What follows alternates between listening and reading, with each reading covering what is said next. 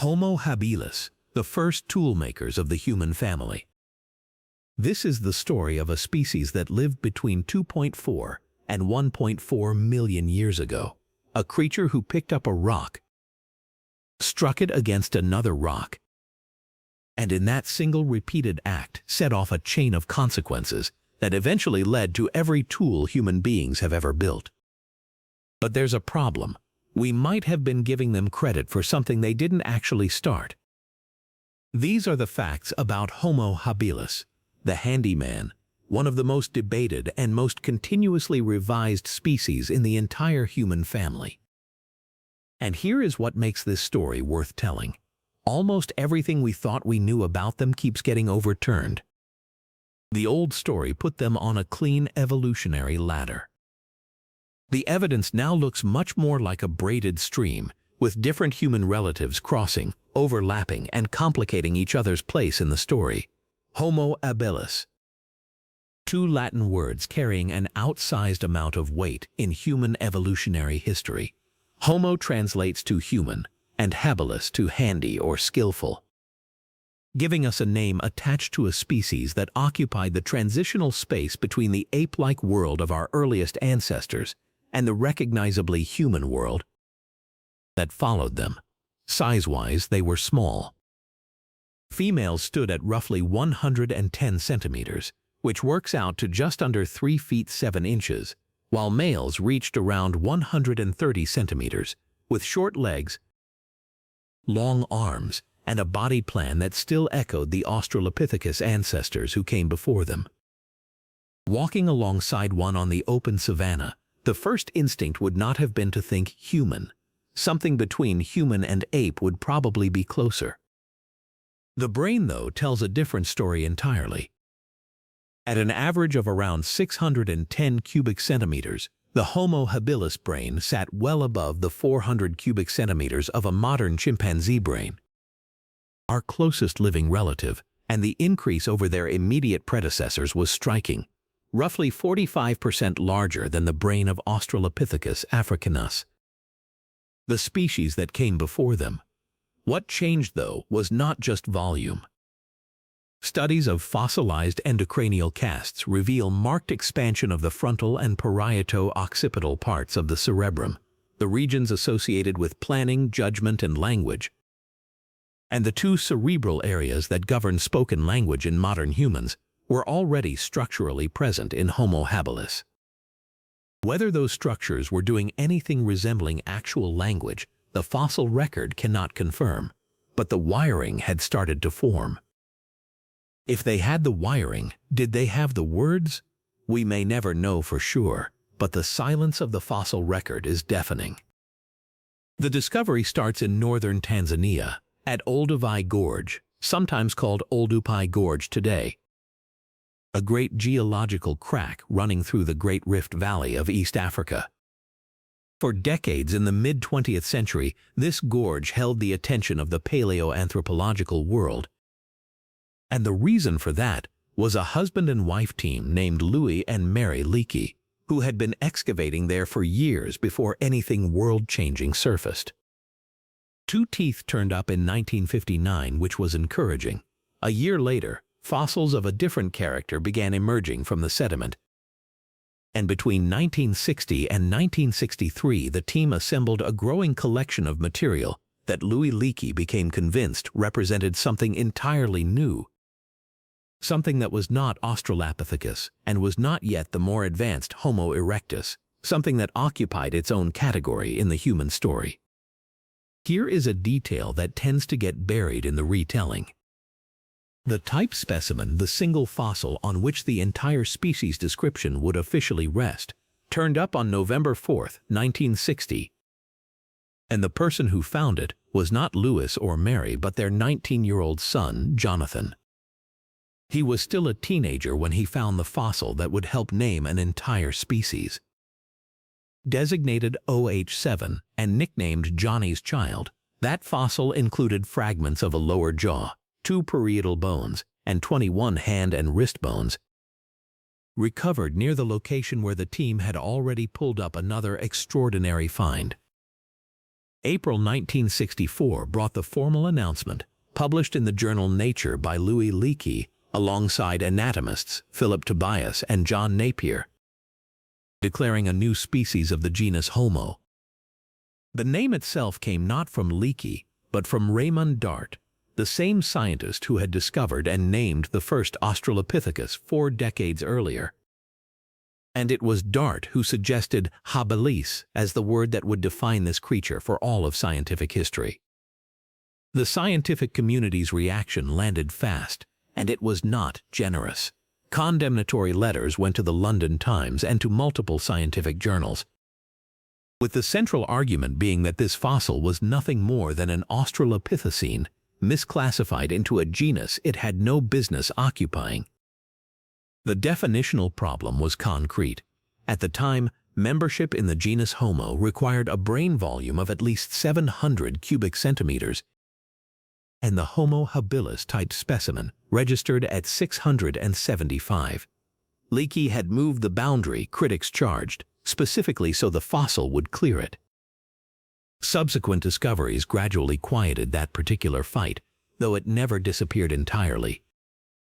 From the day of the announcement, Homo Habilis refused to sit comfortably in any textbook, and the questions it raised about what qualifies a creature as human have never stopped producing disagreement. Central to everything about this species are the tools, because the tools are what gave Homo habilis their name and their place in the story of human origins. Belonging to what researchers call the Olduvai industry, named after Olduvai Gorge itself, these stone tools are classified as Mode 1 technology. And by any contemporary measure, they are breathtakingly simple.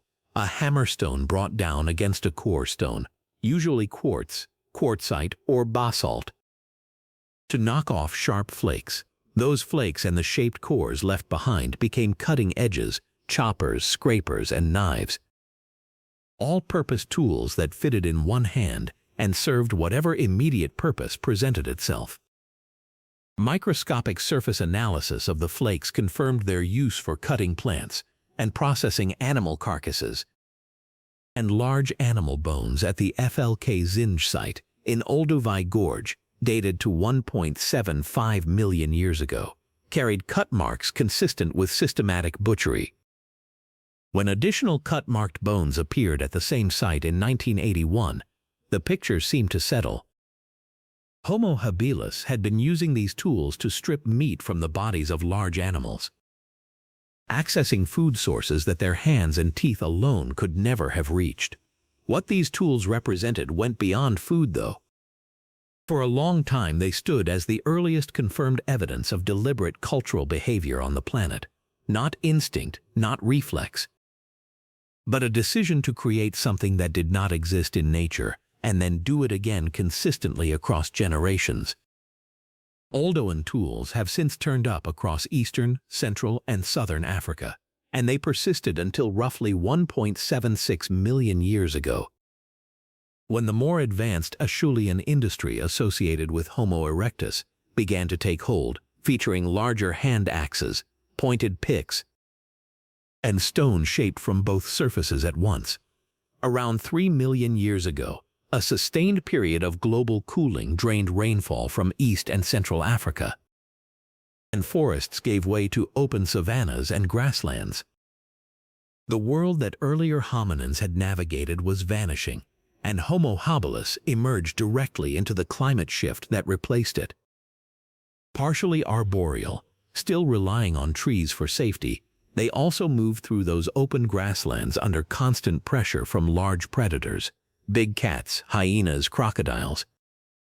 Group size is estimated at between 70 and 85 individuals, large enough to mount a collective defense in an environment that offered very little cover and very few second chances. Diet was omnivorous but leaned heavily toward plant material, and chemical analysis of the fossil record confirms that meat featured without suggesting it dominated. Scavenging almost certainly describes their relationship to animal protein more accurately than hunting does. When a lion made a kill and moved on, what remained was an opportunity.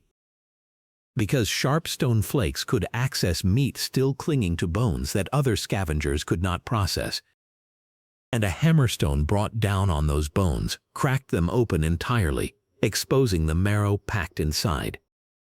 Bone marrow in a savanna environment is among the most calorie-dense foods available, and consistent access to it changed the energetic equation in ways that ran far deeper than a single meal.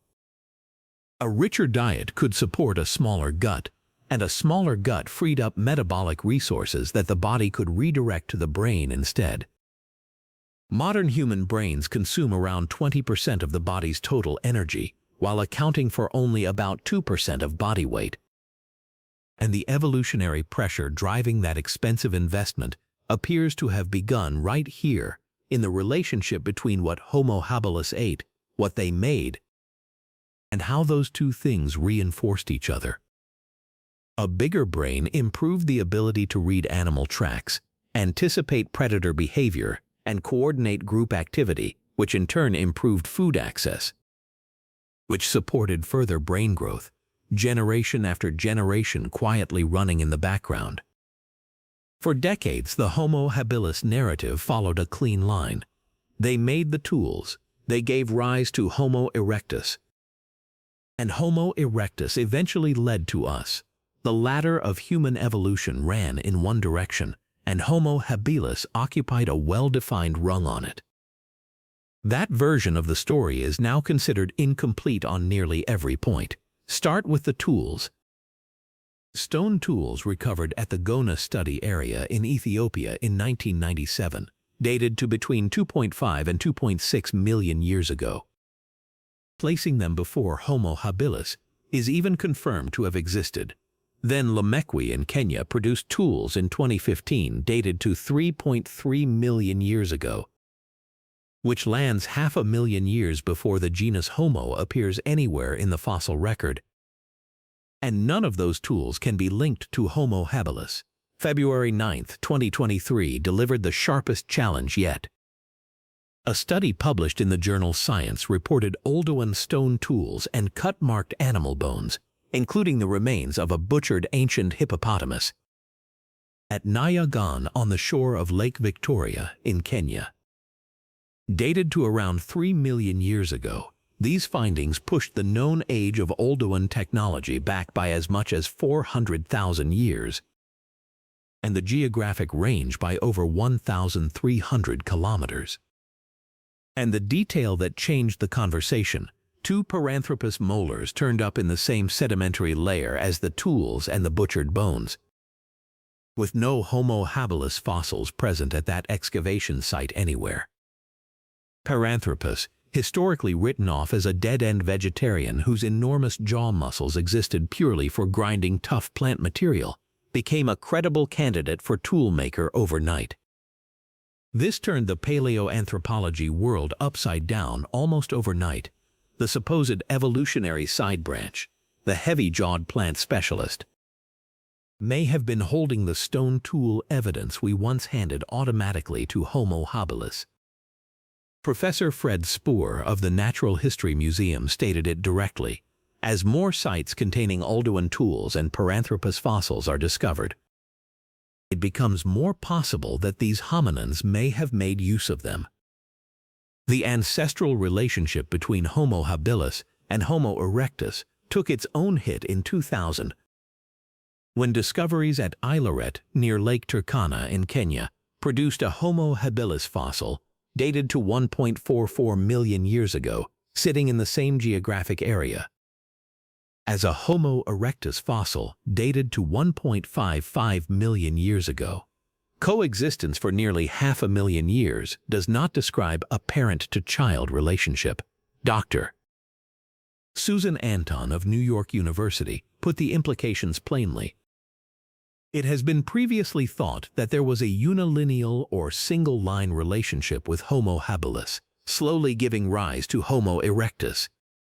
To find the two of them coexisting for nearly 500,000 years was not what had been predicted. Paleoanthropologist Bernard Wood, writing in Nature in 2014, called the original 1964 announcement a turning point in paleoanthropology that shifted the search for the first humans from Asia to Africa and began a controversy that endures to this day. The model researchers now favor is not a tree with a clean trunk and branching limbs, but something described as a braided stream, with multiple species weaving in and out of contact, overlapping and interacting, some lines running forward and others ending entirely in extinction.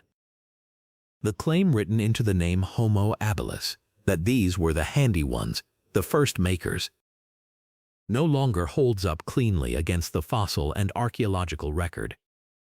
Their position as the direct ancestor of Homo erectus has been challenged by the very fossil beds that first made them famous. The title they have carried since 1964 turns out to be more contested than Leakey ever anticipated when he submitted that paper to Nature. And yet none of that dismantles the case for why they matter. Between 2.4 and 1.4 million years ago, a small, partially tree-climbing creature with a brain roughly half the size of ours was deliberately shaping stone into tools and using those tools to access food sources otherwise locked away from them. Their brains were expanding. The structural regions linked to language were beginning to form. Their groups were large enough to require coordination and social organization, and when climate changed around them, their response was not just to change their bodies slowly over time, but to change what they did with their hands right now.